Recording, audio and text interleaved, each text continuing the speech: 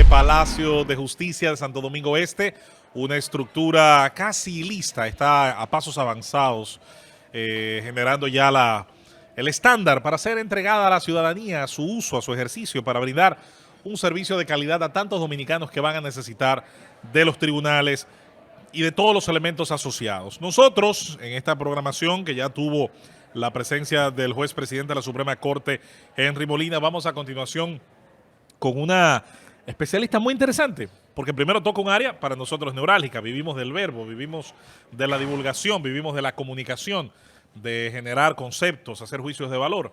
Y ella, Isabel Duelo, es especialista en comunicación judicial, ha estado trabajando por un tiempo importante, prudente, con el aparato judicial de la República Dominicana para mejorar la comunicación de este poder del Estado hacia la sociedad. Encima es de un país al que admiramos mucho, como es Argentina, y también es una amante del fútbol. Qué bueno, qué interesante. Isabel Duelo está con nosotros.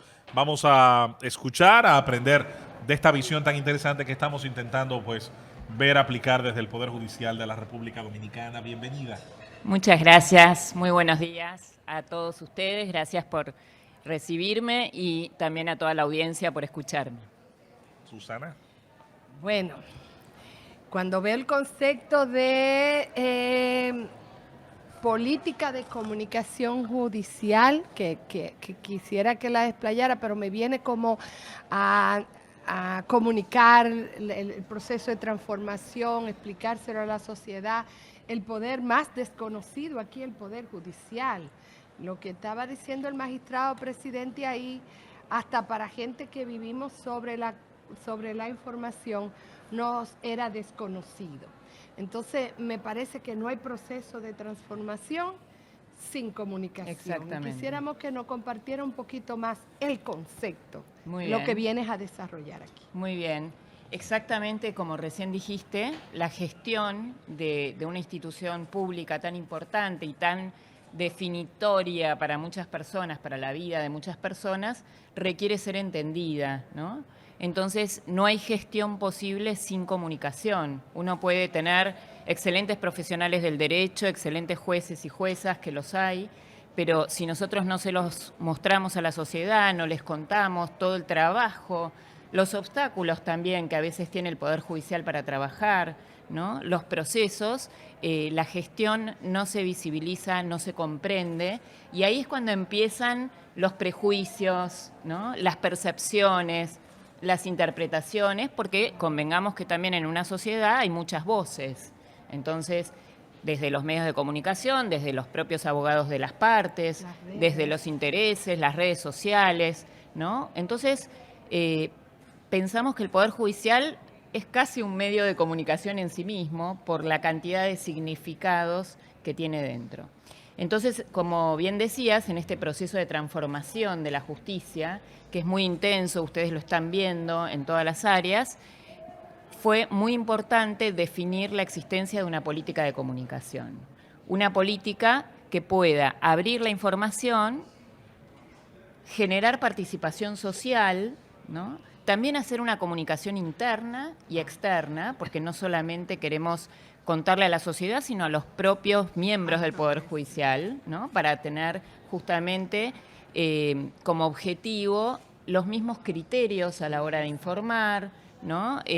Transmitir mensajes clave que podamos definir, empezar a sentar agenda propia del Poder Judicial en los medios, que no siempre salgamos a defender, sino que, como decía antes el magistrado presidente, mencionó esto de que tenemos similitudes con el mundo médico, ¿no? Bueno, la política de comunicación quiere hacer medicina preventiva. Adelante, Rosana. Y sobre la base ya de los análisis que usted ha hecho, ¿en qué estadio nos encontramos aquí en la República Dominicana? ¿Qué es lo que usted ha podido percibir en esta materia, ya con los trabajos que usted ha realizado? ¿Cómo nos encontramos aquí en esa materia? Y tenemos mucho trabajo por hacer. Creo que si tengo que pensar en un eje fundamental, diría que es la pedagogía, que también se habló en esta mesa hace un rato, ¿no? Él decía, ¿no? Distinguir los términos. Creo que eso es en este momento la prioridad. empezar a explicarle tanto a la población como a los propios periodistas a veces, todo lo que tiene que ver con los procesos, ¿no? Empezar a hacer pedagogía incluso de qué es el Poder Judicial. Muchas personas confunden hasta el rol de la policía, por ejemplo, con el rol de los jueces o con el de los fiscales, ¿no? No se distingue lo que es un fiscal y un juez. Así que creo que en ese campo tenemos mucho por hacer. Y también tenemos que trabajar mucho un lenguaje. Creo que el Poder Judicial emplea un lenguaje cerrado, hermético, quizás formado en la universidad de esa manera. Entonces tenemos que trabajar mucho el lenguaje claro como una práctica constante para poder justamente comunicarse con la sociedad de una manera llana, accesible, porque en definitiva el servicio es para ellos. Entonces, si la sociedad no entiende, volvemos a esa instancia, ¿no? De tener las propias interpretaciones, e incluso le diría que podríamos llegar a una instancia de justicia por mano propia al haber entendido mal un proceso, una sentencia, ¿no? Entonces creo que eso, un poco de pedagogía de contenidos, trabajar en el lenguaje sobre todo, y también en la figura de los magistrados y las magistradas, que hacen un trabajo importante y muchas veces invisible, no se los conoce. Entonces, yo he recorrido el interior de República Dominicana y veo mucho trabajo de servidores y servidoras judiciales y lo mismo con jueces y juezas. Hay que contarlo. Doctora Duelo, hay un fenómeno, yo diría, contemporáneo que se ha exponenciado con el tema de las redes sociales y es la mediatización de la justicia. Y aquí está el reto de hacer convivir la transparencia en los procesos judiciales con la presunción de inocencia, la intimidad y la privacidad en los procesos. ¿Cómo se recomienda abordar esta problemática para hacer convivir el principio de transparencia en los procesos judiciales con estos otros principios y valores que deben también preservarse en la justicia, que son el de presunción de inocencia y la privacidad de los procesos? Muy bien. Tiene mucho que ver la política de comunicación con esta política, con este código de ética que hablaban ustedes anteriormente. Nosotros tenemos recomendaciones y buenas prácticas en esta política que acabamos de oficializar este año, es flamante. Entonces, vamos a trabajar un protocolo específico para causas de alta visibilidad que expliquen también no solamente los procesos y cómo está generándose esa causa de alta visibilidad, sino también explicarle a los periodistas, bueno, qué garantías debemos resguardar a la hora de informar. Entonces, muchas veces pasa que directamente el Poder Judicial decía, no podemos decirles nada, o salía corriendo el juez para que no lo agarraran los medios, ¿no? Entonces, ahora no, ahora queremos que justamente el Poder Judicial explique, bueno, en esta causa específica, porque además cada causa es distinta, tenemos menores involucrados. Entonces, explicarles, si este menor fuera su hijo, fuera su sobrino, usted no querría que se dijera su nombre, que se lo mostrara o que se informara. Mismo con personas altamente vulnerables, mismo con la presunción de inocencia, ¿no? Que es el gran tema, me parece, en las causas de alta visibilidad.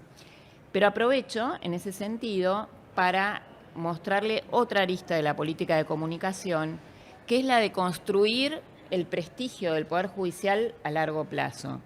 Si me permiten una analogía futbolística, yo explicaba ayer justamente que nuestro jugador, Lionel Messi, nuestro jugador estrella, que recordarán que es el capitán del equipo que ganó el Mundial. Bien, Lionel Messi es gestión de la pelota, pero también es comunicación, él es un medio de comunicación en sí mismo. Entonces, él, a través de su comportamiento en lo que es los valores deportivos, en lo que es mostrar su familia, en cómo viste, cómo recibe a un niño, eso es comunicación también. Y podemos hacer esa analogía con el Poder Judicial, ¿no? Hay un prestigio que se construye con intangibles y que eso sustenta que luego una causa mediática conozca previamente al juez que está ahí y que ha construido su prestigio con el tiempo. Entonces, si nosotros generamos confianza en el Poder Judicial, más allá de los intereses cruzados en esa causa por otras partes, ¿no? Bueno, uno dice, bueno, pero ese juez siempre trabaja, porque la realidad es que el Poder Judicial es un contrapoder. Entonces, nosotros también tenemos que saber que tiene un gran tema el Poder Judicial, que la mitad queda conforme con la sentencia y la otra mitad no. Entonces nosotros, ayer decía una magistrada muy sabiamente, nosotros no buscamos quedar bien con toda la sociedad, sino mostrarle a la sociedad que estamos haciendo justicia y que a veces esa justicia favorece una parte y otras veces va a favorecer a la otra, según lo que sea el tema, ¿no? y el expediente en sí mismo. Por eso la comunicación es importante, para mostrar que siempre estamos trabajando no por quién es el nombre que está en el expediente, sino por todo lo que se puede comprobar y ver en ese expediente, poder comunicarlo de una manera abierta y empática con la sociedad también, ¿no? Que la sociedad lo pueda entender, porque esa sentencia va a impactar en la vida, no solo de las partes, sino también de toda la sociedad. Porque una sentencia para, por ejemplo, una adopción, para un divorcio, para la quiebra de una empresa, bueno, todos los empresarios van a estar mirando eso, todos aquellos que estén con algún problema familiar van a estar mirando esa otra sentencia. Entonces es interesante explicarlo bien, ¿no? En cualquier protagonista que este sea. Gracias. Hay una situación que se da en República Dominicana que muchas veces nos preocupa. La Policía Nacional se abre un caso e inmediatamente presentan a, digamos, a los que ellos llaman culpables. Y después tiene la justicia, conforme va avanzando el proceso, que ir a arreglar eso, porque ya después que el público vio que este es culpable, ya difícilmente se le quite esa condena a una persona que probablemente pueda ser inocente. ¿Cómo mediáticamente, cómo comunicacionalmente ustedes van a arreglar lo que tiene una tradición y lo que el público está pidiendo? Porque el público está pidiendo, dame algo inmediatamente. Entonces, ¿cómo va a ser ese proceso? Es cierto eso, ¿no? Cómo se instala en lo que hoy se llama tanto posverdad, las verdades emocionales, ¿no? O las fake news también. O el culpable favorito. O el culpable favorito. También hasta de aspecto, ¿no? Sí. Que solamente porque miró de una manera o porque... Sí, sí, él tiene cara de culpable. Nosotros pensamos trabajar, por eso yo le decía antes, no pensamos solamente en trabajar en la comunicación externa hacia la población, que es una de las prioridades de la política, pero también queremos trabajar con todos los actores del sistema judicial. Claramente la policía es el primer vocero que tiene el sistema. Entonces, nosotros, por ejemplo, en Argentina hicimos un ejercicio muy interesante que fue sentar en el mismo lugar a policías, jueces y fiscales, ¿no? Y los pusimos a trabajar como periodistas. Hicimos la inversión. Y los periodistas hacían de jueces, de fiscales y de policías. Logramos cosas muy interesantes, porque en primer lugar se veían las caras, porque muchas veces no se conocen. Trabajan en lo mismo, pero no se conocen. Empezamos a formarlos en lo que es comunicación, los tres sentados allí, ¿no? Y los tres contando sus problemáticas respecto de ese tema. Por ejemplo, la policía decía que los jueces siempre eran inaccesibles, ¿no? Si ellos querían, tenían algo para trabajar, sobre todo en el proceso penal, ¿no? Entonces, bueno, ahí empezamos a hablar de empezar a unir los criterios a la hora de informar. Con casos concretos, ejercitamos casos concretos. Miren lo que sucedió cuando pasó esto y esto otro, pero en este caso sucedió lo contrario porque se había trabajado previamente el acuerdo comunicacional. Entonces, creo que esta política tiene una gran parte de capacitación interna con todos los actores del sistema, que tenemos grandes intenciones de llevar a cabo para hacer también pedagogía, ¿no? Porque para mostrar que a veces también un policía puede dañar su propia carrera por decir algo que es incorrecto, ¿no? Creo que ahí los periodistas tienen un rol fundamental también, ¿no? De conocer los actores del sistema y saber en quiénes confiar, porque en definitiva también va el prestigio del periodista en informar bien o mal. El gran patrimonio de un periodista es la firma, el nombre, la voz, ¿no? La credibilidad, ¿no? Entonces manejan ese mismo intangible como la justicia, la credibilidad y la confianza. Isabel, vamos a poner un ejemplo sencillo. Se da un caso de estos que trasciende los medios, que impacta. La sociedad dominicana, hemos dicho otras veces, toma este reloj y ve que el tiempo en términos mediáticos es rápido, es como la aguja secundera, los titulares, las informaciones, ves los noticiarios con mucha información, recibe una gran cantidad de información en poco tiempo, incluso se hace juicios en muy poco tiempo de valor con respecto a imputados, a fiscales, a la judicatura. Cuando los casos involucran a políticos, luego generan posicionamientos políticos. Si hay un partido que tiene miembros sometidos a la justicia, bueno, hablará de que hay persecución política o de que puede haberla, y se va dando un posicionamiento de diferentes actores. Y finalmente está el tiempo judicial, que vendría a ser como la aguja horaria, es lenta, tiene sus procesos, y esos procesos tienen un porqué, que es ahí donde radica el problema de mucha gente no comprender que esos tiempos, que a veces son lentos, desesperantes, algunos entendemos que excesivos en algunos casos, pero existen para, entre otras cosas, cuidar, salvaguardar una serie de derechos, de prerrogativas. Nos ha faltado, insisto, un aspecto ahí de alfabetización. ¿Qué tiempo puede tomar, si de alguna manera hay estudios que puedan tal vez señalar en poder educar a generaciones completas, en poder ilustrar a generaciones completas en el aspecto del uso precisamente de estas herramientas, pero que también entiendan que el sistema en sí mismo, si funciona bien, es una garantía para todos? Muy bien. Creo que el Poder Judicial tiene que trabajar un aspecto donde transcurren mucho estos minutos, ¿no?, de los que hablabas, que son las redes sociales.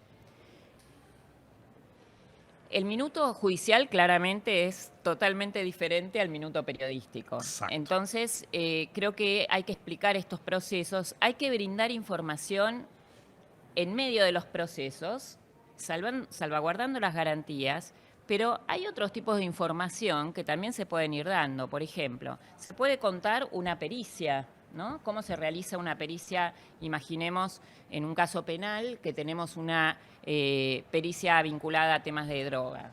Entonces, en el intermedio de ese minuto urgente que necesita la gente, bueno, claramente nosotros no vamos a apurar al Poder Judicial porque tenemos que proteger la presunción de inocencia y las garantías que mencionamos.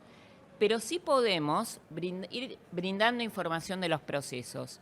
Por ejemplo, que estamos citando testigos, por ejemplo, que tenemos